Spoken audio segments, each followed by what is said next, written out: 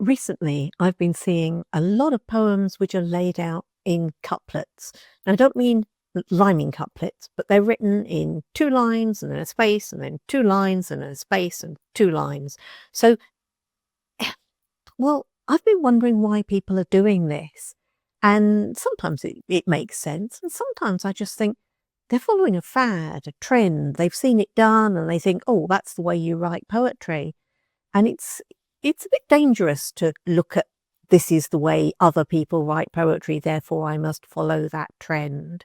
So I want to look at those units that sometimes you call them verses of poetry, but one word that we can use for that group of lines that go together, and then there's a space, and then there's another group of lines.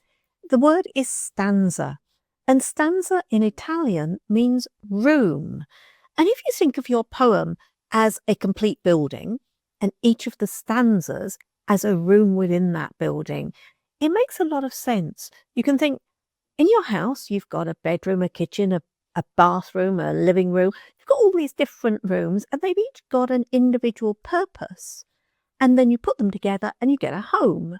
Now, in the poem, you've got your different stanzas and each one gives you a space in which you can explore an aspect of whatever it is you're talking about in your poem. But it's not enough for the complete idea that you want to explore. So once you've had that little exploration in that stanza, you move naturally into the next room, into the next stanza. You explore something else, you move on to the next stanza, something else. And together, just as your bedroom, bathroom, kitchen, living room and the other spaces in your house all come together to make the complete house. Well, here, these different stanzas where you've explored different topics come together to make the complete building, which is your poem. So it isn't just a question of randomly inserting extra lines because it looks good. There's actually a reason behind why you're doing it.